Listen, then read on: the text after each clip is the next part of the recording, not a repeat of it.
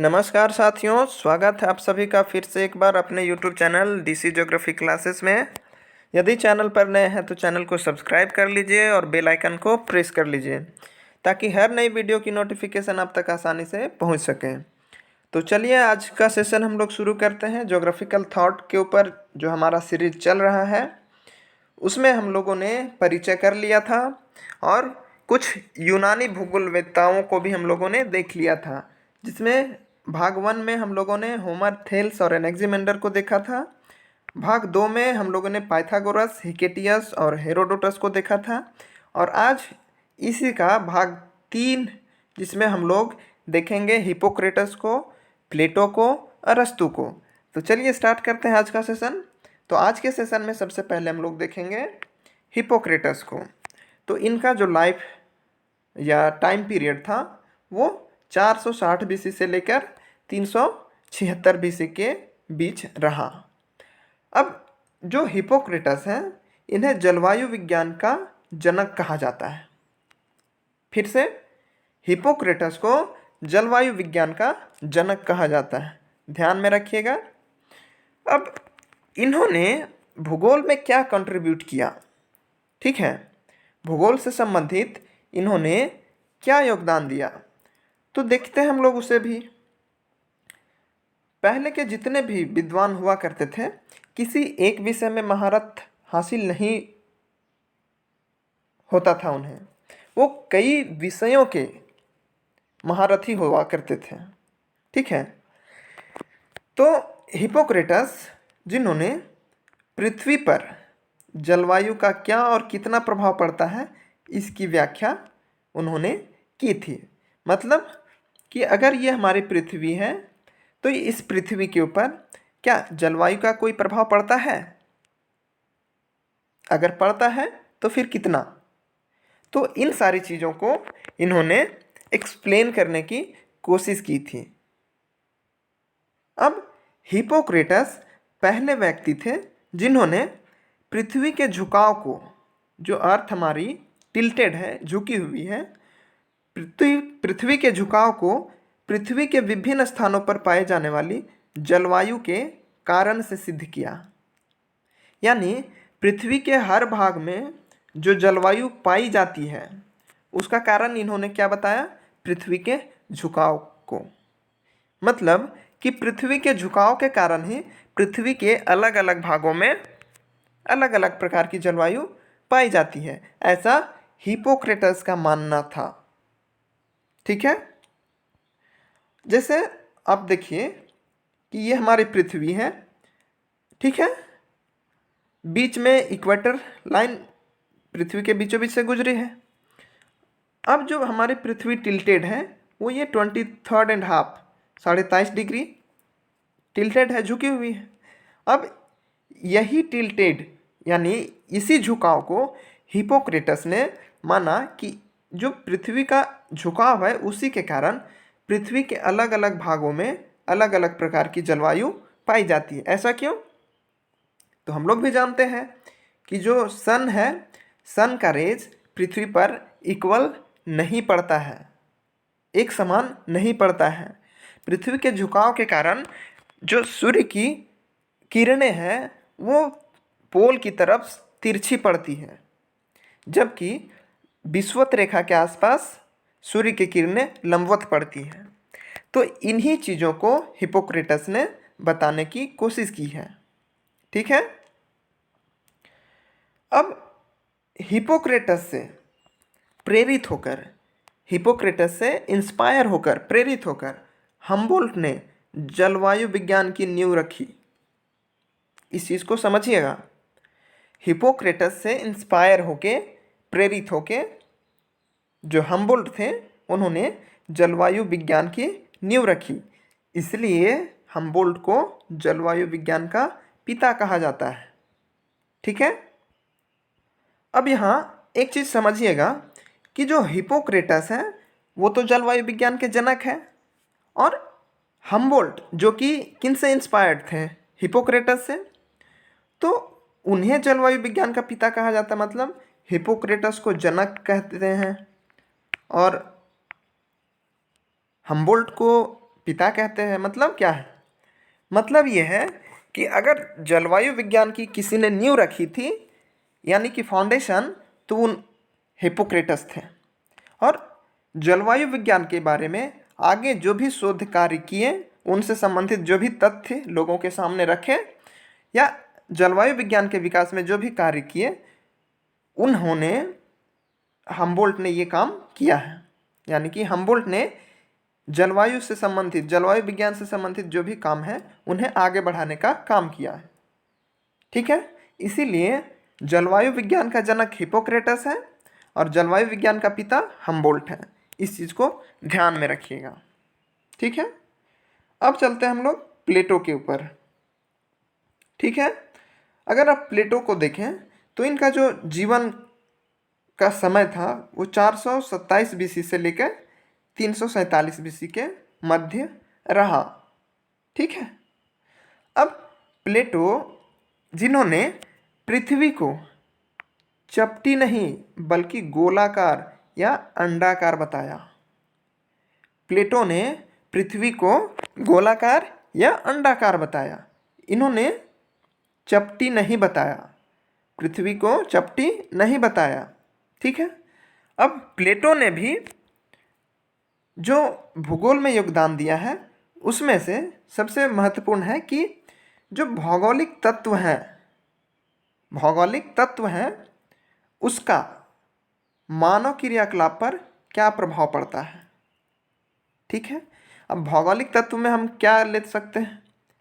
तो जैसे टेम्परेचर हो गया, रेनफॉल हो गया, रिलीफ हो गया। तो जो भी भौगोलिक तत्व हैं, ज्योग्राफिकल एलिमेंट हैं, उनका प्रभाव ह्यूमन एक्टिविटी पर क्या पड़ता है, ये बताने वाले या ये कहने वाले पहले व्यक्ति थे। जबकि हिप्पोक्रेटस ने क्या बताया था? हिप्पोक्रेटस ने बताया था कि पृथ्वी पर जलवायु का क्या और कितना प्रभाव पड़ता है, जबकि प्लेटो ने बताया था कि भौगोलिक तत्वों का मानव क्रियाकलाप पर क्या प्रभाव पड़ता है। ठीक है, जो भी मानव एक्टिविटी अपना कर रहा है उस एक्टिविटी पर भौगोलिक तत्वों का क्या प्रभाव पड़ता है। ठीक है, अब इसी वर्णन से मानव भूगोल की नींव पड़ती है।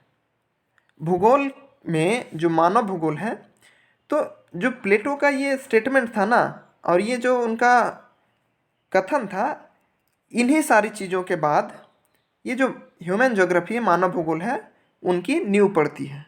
ठीक है, चलते हैं आगे की तरफ। हम लोग कुछ और तथ्य को हम लोग देखते हैं प्लेटो के बारे में। तो इनकी एक प्रसिद्ध ग्रंथ जिसे रिपब्लिक, ठीक है, इनकी प्रसिद्ध ग्रंथ रिपब्लिक है। आप कंफ्यूज बिल्कुल ना होना, क्योंकि इसी से मिलता जुलता एक रिपब्लिका है जिसे जिया बोंदे ने लिखा है। ठीक है, और रिपब्लिक जिसे प्लेटो ने लिखा है। रिपब्लिक को प्लेटो ने लिखा है और रिपब्लिका को जिया बोंदे ने लिखा है। अब देखिए, जो प्लेटो हैं उन्हें निगमनात्मक यानी डिडक्टिव मेथड का समर्थक माना जाता है। ठीक है, निगमनात्मक मतलब डिडक्टिव मेथड का समर्थक कौन थे? प्लेटो। मतलब क्या है कि जो प्लेटो है, इनका मानना था कि किसी भी चीज़ को बताने से पहले उसे उसका नियम बताए, उसके बाद उससे संबंधित उदाहरण बताए। मतलब पहले नियम, उसके बाद उदाहरण।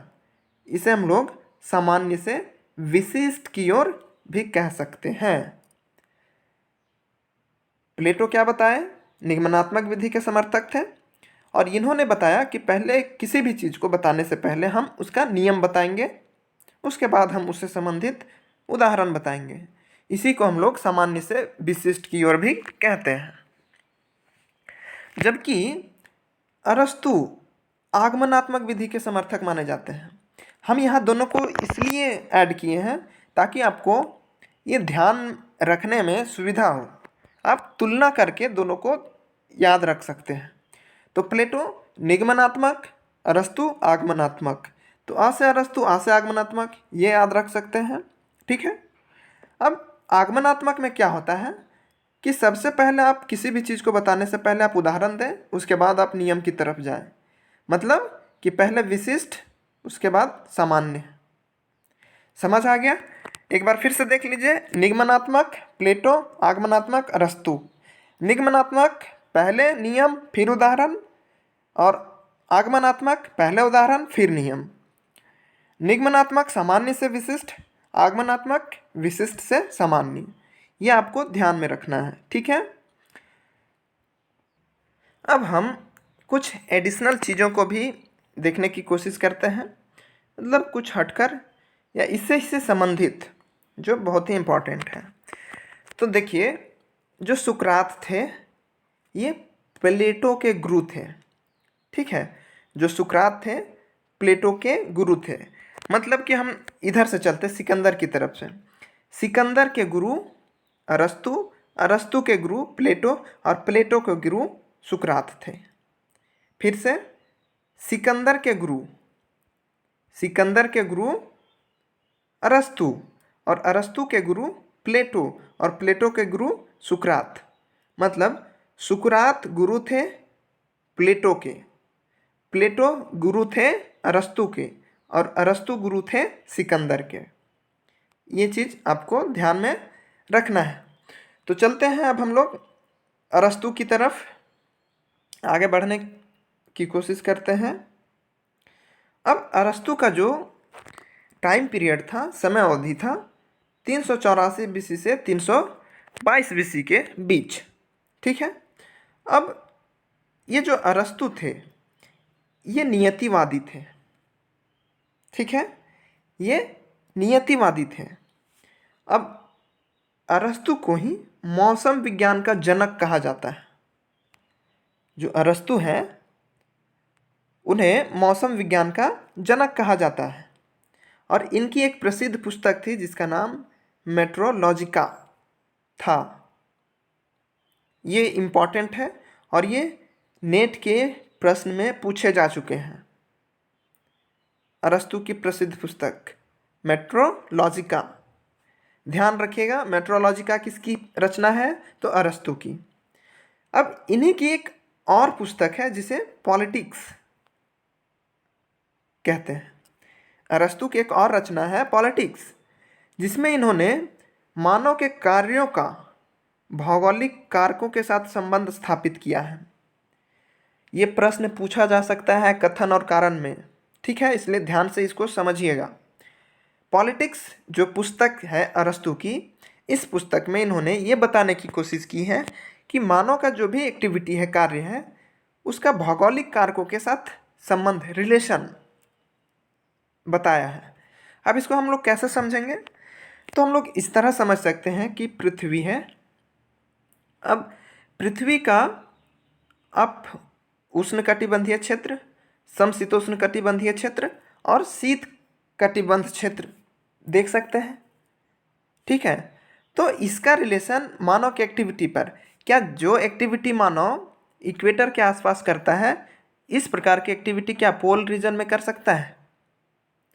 तो इन्हीं चीज़ों को इन्होंने कोरिलेट करने की कोशिश की है पॉलिटिक्स में। ठीक है। अब ये अभी हम लोगों ने देखा था कि आगमनात्मक विधि के समर्थक माने जाते हैं अरस्तु, अ से अरस्तु, आ से आगमनात्मक। ठीक है। इन्होंने भी, जो अरस्तु थे, इन्होंने यह बताया कि चंद्रमा पर पड़ने वाली छाया गोलाकार होती है। जो चंद्रमा पर छाया पड़ती है वो कैसी होती है? गोलाकार, और पृथ्वी गोल है। इन्होंने पृथ्वी को गोल बताया, और जो चंद्रमा पर छाया पड़ती उसे भी इन्होंने गोल बताया। ठीक है। इन्होंने 40 अलग अलग ग्रंथों की रचना की है। अगर अरस्तु की रचना की बात करें तो इन्होंने 40 अलग अलग प्रकार के ग्रंथों की रचना की है। अब अरस्तु ज्वार भाटा की उत्पत्ति के लिए, जो ज्वार भाटा है, टाइड है, उसकी उत्पत्ति के लिए, ऑरिजिन के लिए सूर्य, चंद्रमा को नहीं बल्कि हवा को जिम्मेदार बताया है अरस्तु। जनरली हम लोग ये जानते हैं कि जो ज्वार भाटा है उसमें पृथ्वी का गुरुत्वाकर्षण, चंद्रमा का गुरुत्वाकर्षण और सूर्य का गुरुत्वाकर्षण बल कार्य करता है। लेकिन जो अरस्तु थे, इन्होंने पृथ्वी और चांद और सूरज का जो गुरुत्वाकर्षण है उसे नहीं माना। इन्होंने हवा को जिम्मेदार बताया ज्वार भाटा की उत्पत्ति के लिए। ठीक है, ये हम नहीं, अरस्तु का मानना था। ठीक है, अब जो अरस्तु थे, इन्होंने विश्व को 3 जलवायु कटिबंधों में बांटा है। कितने? 3। ये प्रश्न पूछ सकता है कि अरस्तु ने विश्व के जलवायु कटिबंधों को कितने भागों में बांटा है? तो 3 भागों में। ठीक है, तो पहला जो जलवायु कटिबंध इन्होंने बताया वो टॉरिड जोन, जिसे हम लोग उष्णकटिबंधीय क्षेत्र कहते हैं। ठीक है, दूसरा बताया इन्होंने टेम्परेट जोन, जिसे समशीतोष्णकटिबंधीय क्षेत्र कहते हैं। और तीसरा फ्रिजिड जोन, जिसे हम लोग ध्रुवीय क्षेत्र यानी शीत कटिबंधीय क्षेत्र कहते हैं। तो टॉरिड जोन, टेम्परेट जोन और फ्रिजिड जोन, ये 3 कटिबंध में पृथ्वी को बांटा है अरस्तु ने। और इन्हीं तीनों रीजन्स को, मीन्स टॉरिड जोन को, टेम्परेट जोन को और फ्रिजिड जोन को, इन्होंने क्लाइमेटा की संज्ञा दी है। किस चीज़ की? क्लाइमेटा, ध्यान रखिएगा। ठीक है, क्लाइमेटा की संज्ञा किसे दी है अरस्तु ने? तो जो 3 जलवायु कटिबंध है उसे, जिसमें टॉरिड जोन, टेम्परेट जोन और फ्रिजिड जोन बताया था। अब इन्होंने यह भी बताया था कि जो टॉरिड जोन है ये मानव के लिए रहने के लिए सही जगह नहीं है। तापमान इसमें बहुत अधिक इस क्षेत्र में पाया जाता है, इसलिए जो टॉरिड जोन है इसमें मानव सर्वाइव नहीं कर सकता है, ऐसा अरस्तु का मानना था। और जो फ्रिजिड जोन है, शीत क्षेत्र है, ये भी मानव के लिए सही नहीं है क्योंकि ये ज़रूरत से अधिक ठंडी है। तो बीच का जो क्षेत्र है टेम्परेट जोन, इसी क्षेत्र को अरस्तु ने रहने योग्य स्थान माना। ठीक है, आई होप कि आपको समझ में आ गया होगा। अभी वही चीज़ हम बताएं कि जो टॉरिड जोन, टेम्परेट जोन और फ्रिजिड जोन था उसे क्लाइमेटा की संज्ञा दी है अरस्तु ने। हम अरस्तु को फादर ऑफ टीलियोलॉजिकल कॉन्सेप्ट भी कहा जाता है, यानी कि जो टीलियोलॉजिकल कॉन्सेप्ट है उसका फादर अरस्तु को ही कहा जाता है, जिसे हम लोग सौउद्देश्यवादी कहते हैं। ठीक है, तो ये था आज का हमारा सेशन। अगर सेशन अच्छा लगा तो वीडियो को लाइक, चैनल को सब्सक्राइब और शेयर ज़रूर कीजिएगा। तो ये था आज का हमारा सेशन। आई होप कि सेशन आपको अच्छा लगा होगा। तो मिलते हैं अगले सेशन में, तब तक के लिए टेक केयर।